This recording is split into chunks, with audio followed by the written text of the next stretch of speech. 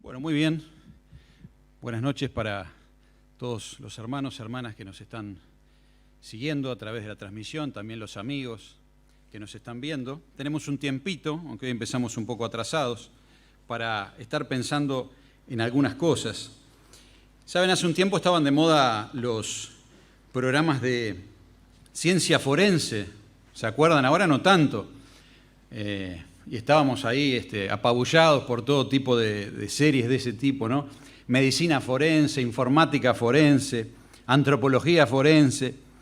Y estos programas nos enseñaban cómo las evidencias y los cuerpos de los difuntos son capaces de hablar aún después de muertos, ¿no? Tienen mucho que decir, aunque todavía no hablan. Y las autopsias pueden ayudar a responder preguntas que de otra forma no habría manera de responder. Ahora, hay autopsias de distinto tipo, ¿sí? Autopsia clínica, autopsia psicológica, autopsia histórica, y todas tratan de echar luz sobre la causa de la muerte del individuo, bueno, quizás un animal. Pero yo quisiera hoy proponerles otro tipo de autopsia. En este poco tiempo que tenemos, pensaba en hacer una autopsia espiritual. Y la idea de una autopsia espiritual es, bueno, ver qué fue lo que pasó, cuáles fueron las causas de la muerte o la desaparición de una persona, de un grupo. Podría ser de una iglesia, ¿no? Es interesante investigar iglesias del Nuevo Testamento que desaparecieron y cuáles fueron las causas. Algo tenemos que aprender de todo esto, ¿no? Así que yo quisiera hoy hacer una autopsia espiritual y estoy pensando en un grupo de judíos comprometidos con Dios y conocedores de las Escrituras y las profecías. Ahora sí, ahí Joaco o Nico pueden poner esa primera diapositiva, ¿no? Estos hombres, que eran mujeres también, pero básicamente representados por hombres, eran los fariseos, ¿no? Y podemos hablar de la caída de los fariseos, ¿no? Hoy en día pensar en ellos es, si yo les digo qué idea les viene a la cabeza, si les digo fariseo, y la primera idea que nos viene a la cabeza es la de hipocresía, ¿no? Y de hecho el diccionario, hice la de Abel, fui al diccionario, y si vemos la definición de la palabra fariseo, tiene tres acepciones. La primera es miembro de la principal secta político-religiosa del tiempo de Jesucristo, lógico. Pero segunda acepción dice, seguidor de una secta judaica que aparentaba rigor y austeridad, pero eludía los preceptos de la ley, sobre todo su espíritu. Y la tercera acepción, lisa y llanamente, dice hipócrita. O sea que hoy por hoy el diccionario define a un fariseo como un hipócrita. Y si alguien te dice, sos un fariseo, te estaría insultando, básicamente. Ahora, la pregunta es, si hablamos de la caída de los fariseos, quizás sea porque al principio ellos no eran así. Ser fariseo no era un sinónimo de hipocresía, al menos en los inicios.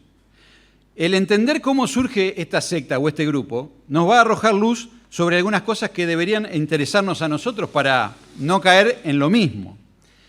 Pero para eso tenemos que ver un poco de historia, ¿sí? ¿Se acuerdan que el pueblo de Dios había sido llevado cautivo, ¿no? Por su pecado se cumplió esa profecía y fueron llevados cautivos, unos por Asiria y otros por Babilonia. Ahora, luego los imperios se fueron sucediendo y unos conquistaban a otros, así que estos imperios cayeron bajo el imperio persa. ¿Se acuerdan los tiempos de Esdras, de Nehemías? El imperio persa le dio la posibilidad a los judíos que quisieran de regresar a su tierra y les daba libertad para establecer el culto, para reconstruir el templo, para reconstruir la ciudad y para adorar a su Dios. Los persas no tenían problema con eso. Ahora, con el tiempo también cayó el imperio persa y vinieron imperios mucho más duros, ¿no? Por ejemplo, ahí tenemos el imperio griego que conquista el imperio persa. Y Alejandro Magno tenía un sueño, como aparece ahí, ¿no? Primer sueño era cumplir el sueño de su padre, que era destruir a los persas, ¿no? Eso primero. Pero segundo, él tenía un sueño que era mucho más allá de conquistar y cobrar impuestos, como hacían muchos, ¿no? Decían, bueno, te conquisté, ahora mando a cobrar y me pagás. Después poco me importa lo que hagas de tu vida. El griego, o Alejandro Magno, quería unificar al mundo, ¿no? ¿Se acuerdan de Pinky Cerebro? Vamos a conquistar el mundo. Bueno, Alejandro Magno quería conquistar el mundo, pero además quería que todo fuera como él quería, ¿no? Un único idioma, una única economía, bueno, una política de todo el mundo conocido. Y para eso tenía una estrategia para cumplir eso. ¿Cuál era la estrategia? Bueno, como aparece ahí, transportar poblaciones de un lado hacia otro y mezclarlos, ¿no? ¿Se acuerdan? La palabra de Dios decía claramente que el pueblo judío no se tenía que juntar en matrimonio con no judíos. De hecho, ya en el tiempo del Imperio Persa fue uno de los errores que cometían y con Esdras veían que estaba mal, ¿no? Y lo arreglaban, pero luego caían en lo mismo. Bueno, Alejandro Magno expresamente trasladaba grupos de personas de ciudades a otras ciudades precisamente para favorecer los matrimonios mixtos. Y con eso, la cruza de culturas, la cruza de los idiomas, ¿no? Y buscando que el único lenguaje fuera el griego. De hecho, muchos judíos que no volvieron a su tierra, porque durante el Imperio Persa podían volver, muchos de los que no volvieron y nacieron en cautiverio fuera de su tierra, ya no sabían hablar hebreo. Simplemente hablaban griego. De hecho, por eso hay una versión del Antiguo Testamento, la Septuaginta, que es una versión en griego, que fue hecha expresamente para aquellos judíos que no tenían ni idea del idioma hebreo. Así que de a poquito el judío sentía la presión de los imperios y cómo su cultura se iba destrozando. Pero lo peor, ¿no? Había politeísmo. Los griegos creían en muchos dioses. ¿Se acuerdan también ahí con Pablo en Atenas? Creían en 1.000.000 de dioses. Así que eso también se lo iban queriendo meter a todos los pueblos y para eso también sentía la presión el judío, el israelita. Ahora, el imperio griego también cayó. Y todo esto para poder entender la presión que estaban sufriendo los judíos, ¿no? Viene el Imperio Romano, y el Imperio Romano aumenta la presión, la aumenta, todo lo que tenía sigue en pie, pero además le agrega, por ejemplo, el culto imperial, es decir, el emperador era un dios, ¿no? Aparte de todos los dioses que tenían los griegos, aparte de los dioses de los romanos, el emperador se creía que era un dios, y quería que lo adoraran.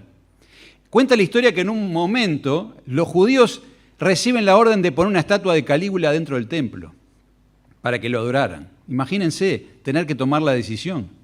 Bueno, uno dice, digo que no y listo.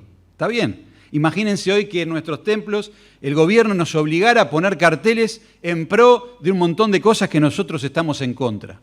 ¿Qué haríamos? Y bueno, luchar, pararnos firmes, decir de ninguna manera y sufrir las consecuencias, o transaríamos y dejaríamos que hagan esas cosas. Esto estaban sufriendo los judíos. Imagínense esto otro. Los sacerdotes, el sumo sacerdote, eran puestos políticos. Los ponían los romanos. No era como en el Nuevo Testamento que uno dice, bueno, hay que nombrar a un anciano, hay que ver si tiene el carácter, hay que ver si cumple los requisitos. No. Venía el rey, por orden del emperador, y designaba a los sumos sacerdotes, a conveniencia política. Y esos iban a ser tus líderes, imagínate. Así que ante esta situación, todas las personas tenían 4 posturas que podían tomar, ¿no? Y ahí aparecen 4 grupos que los vamos a ver en la Biblia muchas veces, ¿no? No ahora, pero unos eran los herodianos. ¿Quiénes eran los herodianos? Bueno, Herodes era el rey que el emperador había puesto ahí en Judea. Los herodianos eran como los vendepatria. Los que dijeron, bueno, yo ayer era judío, pero hoy, como está la cosa, soy herodiano, ¿no? Y me llevo bien con todas las autoridades y hago lo que me digan. Y Dios ya fue, ahora soy herodiano. Esa era una postura, alguno la podía tener. Otra postura eran los llamados los celotes. ¿Quiénes eran los celotes? Los celotes eran los revolucionarios, los que dirían, de ninguna manera vamos a permitir nada de esto. No tanto por Dios, no tanto porque Dios diga que no tiene que ser así, pero a mí no me conquista nadie. Dicen que los celotes fue uno de los primeros grupos terroristas. ¿Por qué? Porque ellos utilizaban la muerte como forma de causar líos, ¿no? Y guerras civiles, esas eran sus armas. Dicen también que Judas era un celote, ¿no? Y quizás algunos de estos celotes estuvieron ahí cuando entró el Señor, ¿se acuerdan? En la entrada triunfal, gritando, el rey viene, porque ellos buscaban un rey, sin duda, que tirara abajo al Imperio Romano. No estaban interesados en Jesucristo propiamente dicho. Buscaban un líder político, un nuevo rey. Esos eran los celotes. Había otro grupo. Estos 2 grupos estaban lejos de Dios totalmente. Había otro grupo que por lo menos hablaba de Dios. Eran los saduceos. Los saduceos eran una clase alta judía, pero que colaboraba con el imperio de turno. O sea, digamos que querían estar bien con Dios y con el diablo o con el imperio, ¿no? Así que se llevaban bien con el gobierno. Por eso los sumos sacerdotes eran saduceos, porque los ponía el gobierno. ¿Y a quién iba a poner? A los saduceos, que son los amigos políticos, ¿no? A veces uno se pregunta, ¿qué chantas que eran estos sumos sacerdotes, ¿no? Caifás, Anás, y las cosas que hacían, estaban puestos a dedo. Eran saduceos. Y claro, como tenían que estar bien con Dios y con el imperio, algunas cosas las fueron dejando de lado. Por eso dice ahí en Hechos, porque los saduceos dicen que no hay resurrección, ni ángel, ni espíritu. O sea, no sé en qué creían al final. Pero ellos decían que creían en Dios, creían en las Escrituras, pero entraban a arrancar hojas cuando no convenía, cuando quizás al imperio le convenía, ¿no? Ahí trataban de estar bien con los dos. Y finalmente surge un grupo nuevo, un grupo llamado los fariseos. Era un grupo de cristianos, un grupo de creyentes, de judíos, que querían luchar por su identidad, querían luchar por cuidar de las Escrituras, por cada tilde, por cada punto, ¿sí? La seguían aprendiendo de memoria. Trataban de que en el templo no pasaran las cosas que estaban pasando. Y uno mirando así el surgimiento de esta secta dice, pero no estaba tan mal. No eran tan malos los fariseos. Antes de ser hipócritas, se parecían mucho a lo que queremos ser nosotros. O no queremos estar firme ante las acechanzas del enemigo, ante la presión del mundo, no queremos resguardar la palabra de Dios, ¿no? Queremos hacer esas cosas. Los fariseos también querían hacerlo. Por eso decía al principio, es interesante hacer una autopsia espiritual de cómo fue que ellos llegaron a ser sinónimo de hipocresía. ¿Sería posible que mañana o hoy la palabra cristiano sea sinónimo de hipocresía? Sería terrible, ¿no? Hay gente que dice a veces, la iglesia son todos unos hipócritas en la iglesia. Bueno, pensando en estas cosas, sin duda que la hipocresía es directamente proporcional al grado supuesto de santidad que yo muestro. Así que si hay grandes hipócritas, capaz que suena loco que lo diga, pero deben de estar en la iglesia, sí, lo más seguro. Eso no quiere decir que seamos todos unos hipócritas, pero el mayor de los hipócritas es aquel que aparenta una gran santidad, ¿no? Y nadie podría ni cuestionarlo por toda esa apariencia que tiene. Ahora, hay otra placa ahí, creo que dice, mirándome a mí mismo. ¿Qué tan lejos estoy yo, o estás vos, de ser como los fariseos, ¿no? Porque a mí me importa eso, ¿no? Darme cuenta si en algo me estoy pareciendo ya en la parte mala, en el momento que van en caída, en descenso, ¿no?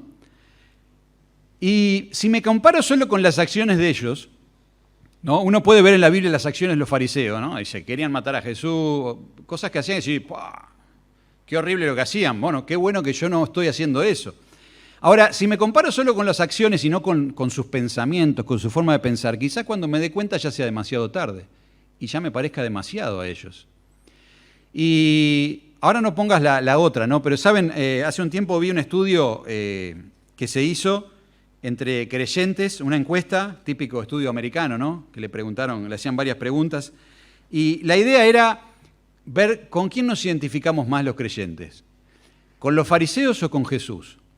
Claro, para hacer esa encuesta, las preguntas al principio no sabías que era como esos test de la revista Mía Mujer y todas esas cosas, ¿no? No sabés para qué lado agarra, ¿no? Entonces, era un test donde vos tenías que contestar las preguntas.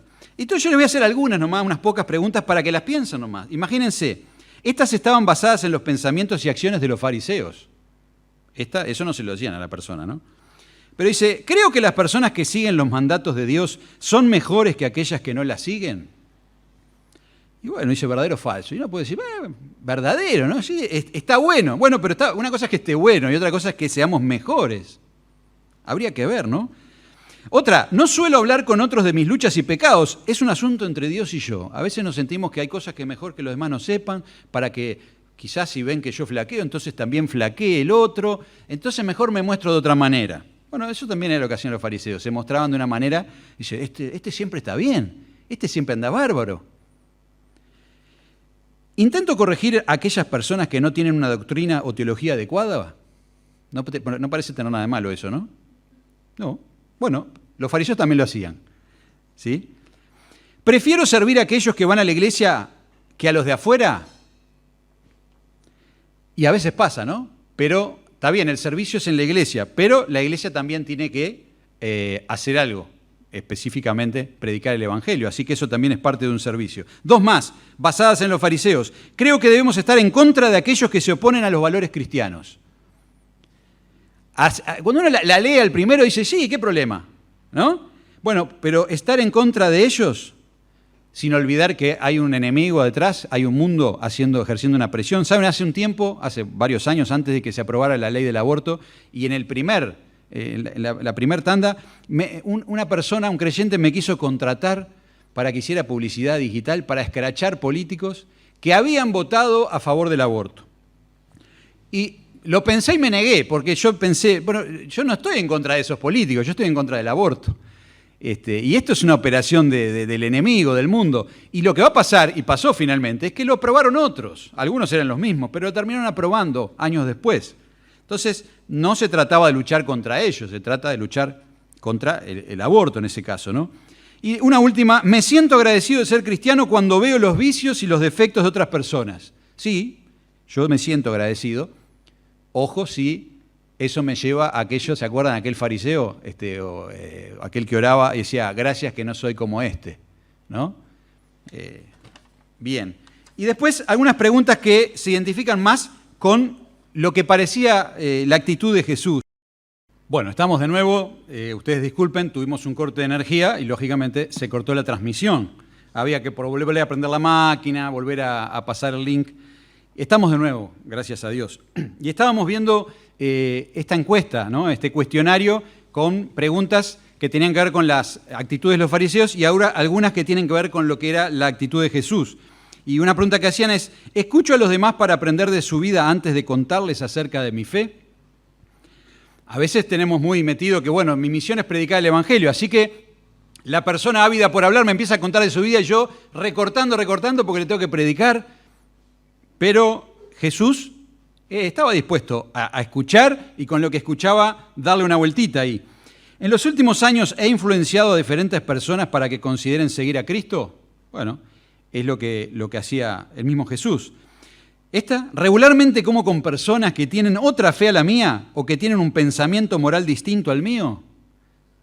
Jesús lo hacía, era Jesús, tampoco me voy a meter como dicen, en una cueva, pero la actitud de él era abierta y iba a comer a lugares por los cuales lo criticaban precisamente. Y capaz que yo directamente no me junto con nadie o en lo posible y menos a comer. Trato de descubrir cuáles son las necesidades de las personas que no son cristianas en lugar de esperar a que se me acerquen. Y una más que les leo, hay más. Siento compasión por aquellas personas que no siguen a Dios y cometen actos inmorales. ¿Se acuerdan? Cuando Jesús miraba a las multitudes, sentía compasión por ellos porque veía que eran como ovejas sin pastor, ¿no? Y bueno, esa es la actitud de Jesús. La actitud del fariseo era otra. Más bien miraba ahí a personas totalmente apartadas y caídas en desgracia porque se lo merecían. Bueno, con estas preguntas, estos hermanos estadounidenses obtuvieron el siguiente resultado. El 65% de los creyentes se identificaba más allá que las preguntas son un poco tramposas, el 65% se sentía más cómodo con las que identificaban más a los fariseos y solo el 35% con los que se identificaban más con Jesús. Esta encuesta fue hecha a católicos y creyentes evangélicos. En los grupos evangélicos los números eran peores, si se puede decir. O sea, los evangélicos se identificaban más con los fariseos todavía, ¿no? Más a rajatabla, más estricto y menos con Jesús. Y bueno, uno dice, viendo cómo surgen los fariseos, digo, no son tan distintos a mí. Viendo que el pensamiento que ellos tenían parece no estar tan lejos, ¿no? Por lo menos eso dicen los americanos, los norteamericanos. Me preocupo y digo, ¿cómo llegaron a ser sinónimo de hipocresía? Alguno dirá, bueno, justamente porque eran unos hipócritas. Pero también es interesante ver que no todos los fariseos eran hipócritas. Podemos pensar en Nicodemo, por ejemplo, cuando fue a ver al Señor Jesús. Capaz que lo acusan, dice, pero fue en la noche. Sí, fue en la noche, pero fue y le dijo lo que sentía. ¿Haces señales tú que evidentemente me dicen que tú vienes de parte de Dios? Era sincero en eso, ¿no? Podemos pensar en Gamaliel, aquel también fariseo que se paró cuando querían matar a los apóstoles y dijo, yo creo que si esto no es de Dios no va a prosperar, pero si es de Dios, vamos a estar luchando contra Dios. Es decir, había fariseos, y eran fariseos. El apóstol Pablo era fariseo. Y él sigue diciendo, yo soy fariseo, hijo de fariseo. Pero bueno, era cristiano, era creyente, pero él era fariseo. De hecho, los primeros creyentes eran todos judíos, y muchos de ellos eran fariseos. Cuando en el concilio de Jerusalén, ahí en Hechos 15, justamente uno de los personajes que están ahí en disputa y con diferencia de opinión son los fariseos. Fariseos cristianos que había entre ellos. Así que no todos eran hipócritas. Por eso puedo identificar, en el poco tiempo que nos queda y si no se corta, puedo identificar tres prácticas que los fariseos fueron quizás desencadenantes de llegar a lo que eran unos hipócritas. Vamos a poner la primera. La primera era que tenían una práctica injusta. Ellos tenían un falso sentido de la justicia. Ellos se creían justos. Y acordate de andar pensando, ¿no? ¿Cómo me siento yo con respecto a esto? Porque yo también me puedo creer muy justo, ¿no? Yo puedo, como contaba en el testimonio, de pronto Noé, decir, bueno, me acerqué a Cristo porque yo quería tener una familia así, asá, porque yo veía que lo que hay acá no es lo que quizás se veía en el mundo. Pero ahora que lo tengo, cuando veo a los que no lo tienen, creo que, bueno, es porque se lo ganaron, porque yo también hice lo que Dios decía. Pero lo que tenemos lo tenemos porque hacemos lo que Dios dice, cuando lo hacemos. Y cuando nos va mal, tenemos las consecuencias. Pero nosotros no somos justos, somos justificados. El justo murió por los injustos, que éramos nosotros.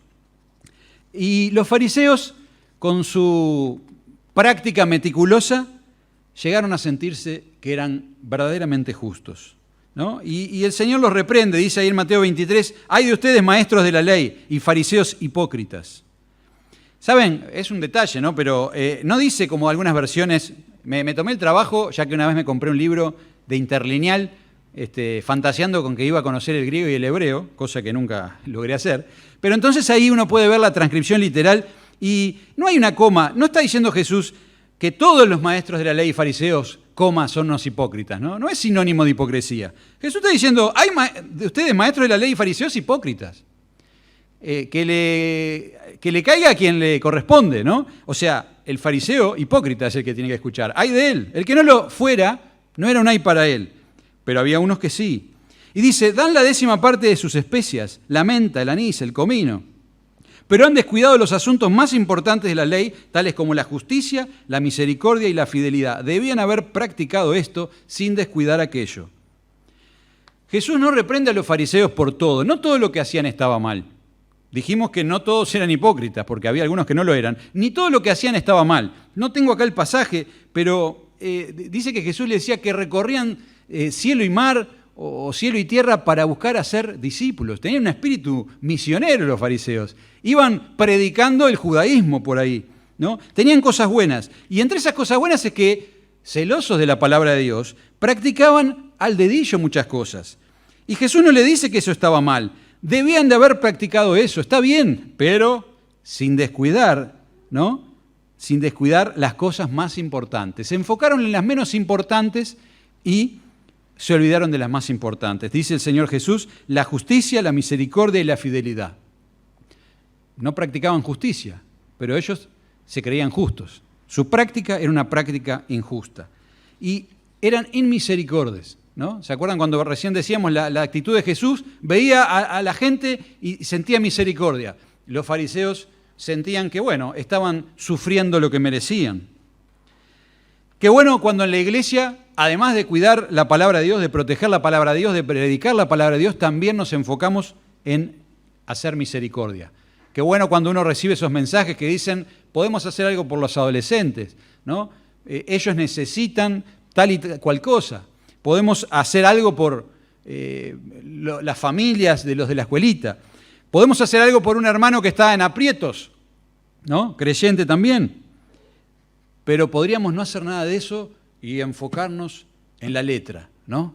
Y así llegar a un concepto de aparente justicia, ¿no? Dice Romanos 1:22 que profesando ser sabios se volvieron necios. No lo dice de los judíos, de los fariseos, pero de alguna forma lo dice de aquellos que se volcaron a los ídolos, pero de alguna forma los fariseos también se volcaron a la idolatría. En este caso, aunque parezca raro, la idolatría de la letra. ¿Sí? ¿Se acuerdan un rezongo que le hace el Señor Jesús en Juan 5:39? Que en la versión 60 nunca cerró del todo bien, aunque está buena la versión, que dice: escudriñad las Escrituras, porque a vosotros os parece que en ellas tenéis la vida eterna, y ellas son las que dan testimonio de Él. Y uno toma de ahí como el versículo, hay que escudriñar las Escrituras. No, hay que escudriñar las Escrituras, sí. Pero hay otra versión un poco mejor, que justamente lo que dice el Señor Jesús, los critica dice, escudriñáis las Escrituras. Ustedes escudriñan las Escrituras pensando que en ella y por ella tienen vida eterna, y no se dan cuenta que ellas son las que dan testimonio de mí. Lo que da vida eterna es el Señor Jesús. Lo que nos salva es el Señor Jesús, no la letra, ¿no? Pero estos hombres fariseos, con su alto celo por la letra y por la palabra de Dios, se olvidaron de algunas otras cosas más importantes, lo dice el Señor Jesús, más importantes, y terminaron llevando adelante una práctica injusta, ¿no? Que no nos pase eso, hermanos, que no nos pase eso. Y al sentirse justos, vamos a la siguiente, la segunda característica es que su práctica fue una práctica arrogante, ¿no? Llegaron a sentirse superiores a los demás. Lógico, ante los ojos de todos ellos eran justos. Nadie podía decirles nada porque aparentemente cumplían todo. No cumplían todo y ellos lo sabían. ¿Se acuerdan cuando el apóstol Pablo confiesa ahí en Romanos 7 que él tenía una lucha interna? Él quería hacer lo bueno y no siempre le salía. Pero él lo dice por lo menos. Los fariseos no lo decían. Ellos no se mostraban en esas luchas. Ellos siempre se mostraban bien, ¿no? Y saben, cuando uno está en una actitud superior, como dice ahí, esa actitud soy más santo que tú, que puedo hacérsela a un hermano en la iglesia o puedo hacérsela a alguien de afuera, ¿no? Estoy a otro nivel yo. Una vez me contaba una hermana que con compañeras de trabajo, que eran amigas, no eran creyentes ninguna excepto ella, hablaban de temas, de la vida, los matrimonios, lo bueno y lo malo que les pasaba. Y cada una opinaba. Entonces, una de ellas un día le dijo, no, pero vos siempre cuando opinás, opinaba bien, pero parece que estás en un plano superior, porque claro, es como que yo diga, bueno, ¿tu matrimonio anda mal? Claro que anda mal. Si no, haces como hago yo, que es lo que hay que hacer, lo que Dios dice. Pero estás haciendo esto mal, esto, ¿no? Eso no, es decir, el saber lo que hay que hacer, porque Dios me lo dijo, me puede llevar a tener una actitud como yo tengo todas las respuestas, ¿no? Y así se sentían los fariseos, ¿no? Estaban bien vistos por los demás, tenían todas las respuestas y sintiéndose superiores se cegaron, quedaron ciegos. Fíjense, ahí hay un pasaje donde se le pregunta al Señor si está permitido sanar en sábado. Y Él le contestó, si alguno de ustedes tiene una oveja y en sábado se le cae un pozo, ¿no la agarra y la saca? ¿Cuánto más vale un hombre que una oveja? Por lo tanto, está permitido hacer bien en sábado. Misericordia, misericordia. Pero ellos se habían olvidado de eso. Se enfocaban en la chica, en la letra chica. Y ciegos no fueron capaces de escuchar a Jesús en lo que le estaba diciendo. ¿Saben lo que dice ahí? En el versículo 14, creo que es al final. Pero los fariseos salieron y tramaban cómo matar a Jesús. No es que se preguntaban si lo mataban o no, ya era cómo lo mataban. Esa fue la respuesta al rezongo del Señor, ¿no? Cegados completamente dijeron, muy bien, vamos a ver cómo te matamos. No si te matamos. No queremos escuchar. Y a veces esta actitud que puedo tener para con los de afuera o también para con los de adentro puede hacer que haya una barrera, ¿no? Y ya sea para salir o de alguien que se acerque a mí, ¿no? ¿Se acuerdan de Natanael cuando le dijeron hemos encontrado al Mesías? Él también tenía como un preconcepto. De Nazaret puede venir algo bueno. No más reír, ¿no? Y uno también a veces piensa, bueno, ¿del mundo puede venir algo bueno? ¿De un libro no cristiano puede venir algo bueno? Y bueno, sí, algo bueno puede haber. Por supuesto que los hay malísimos. Y lo mismo con la música. Muy malos. Pero también hay cosas que capaz que no están mal o no están mal.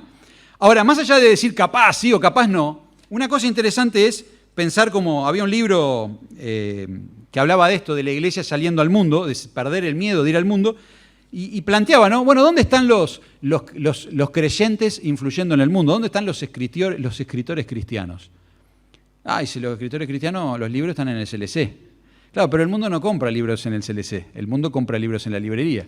De repente viene un compañero de trabajo y me dice, ay, estoy leyendo el libro de Paulo Coelho. Ay, uno dice, Paulo Coelho. Y muestra ese sentido como, soy superior, pero qué pava. Y él dice, ¿qué querés que lea? Ah, yo estoy leyendo el libro que solo se vende en un lugar, ¿no?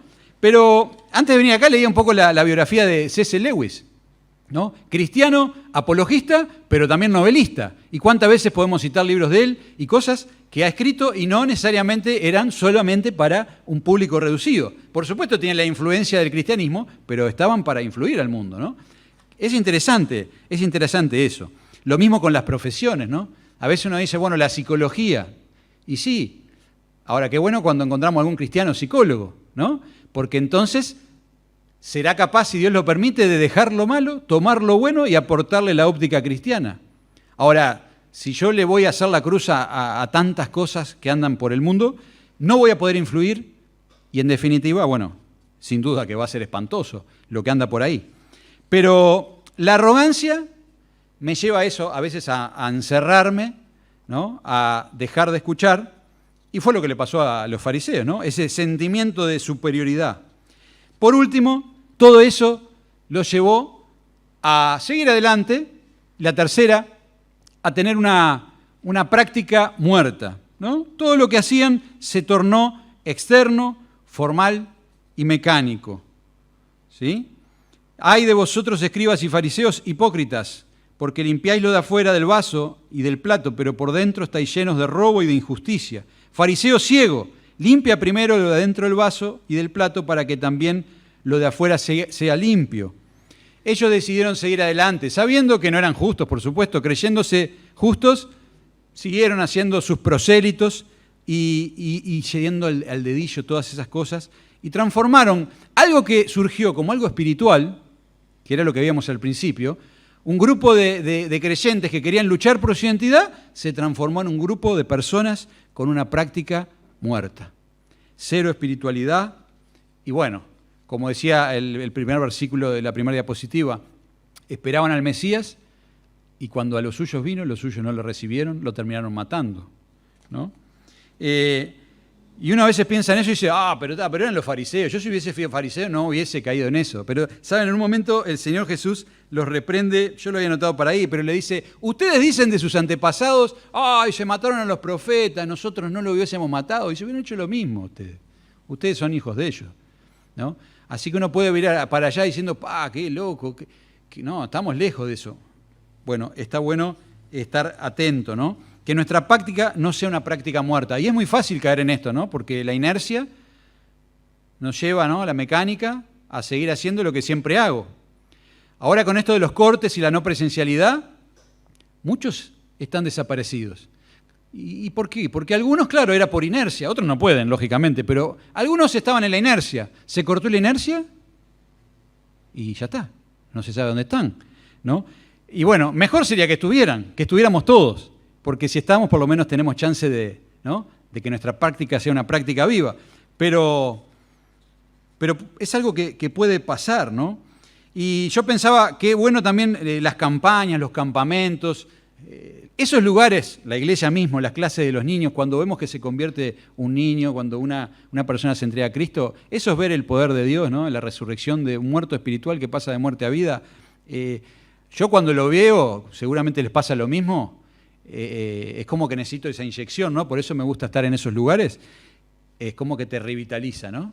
Porque si no, vos podés estar haciendo, bueno, lo que siempre haces. Me toca hacer esto, me toca venir, y está todo bien. No había que dejar de hacer nada de eso. Pero necesito que sea una práctica viva, necesito ver el poder de Dios obrando. Y bueno, para eso también hay que estar, sin duda. Terminamos con la última diapositiva, simplemente es un contraste ahí entre lo que terminaron siendo los fariseos y lo que puede ser un buen creyente según la óptica del apóstol Pablo, ¿no? A los fariseos se les decía, ay de ustedes, le cierran a los demás el reino de los cielos y ni entran ustedes ni dejan entrar a los que intentan hacerlo. Es terrible, ¿no? Esa conclusión de ser un grupo de personas espirituales, haberse transformado en alguien que le cierra el reino de los cielos a las personas y no dejan entrar, no entran ni ellos ni a los otros. Y, sin embargo, el apóstol Pablo, o no ex fariseo, pero sí creyente, le decía, ten cuidado de tu conducta y de tu enseñanza, persevera en todo ello, porque así te salvarás a ti mismo y a los que te escuchan, ¿no? Con una buena práctica, con una verdadera espiritualidad, vamos a mantenernos lejos de ese riesgo de la hipocresía y, por el contrario, a los que nos escuchen incluso tendrán la posibilidad de salvarse. Bueno, espero que esta comparación, esta autopsia, pequeña autopsia espiritual, nos sea de bendición. Que Dios los bendiga.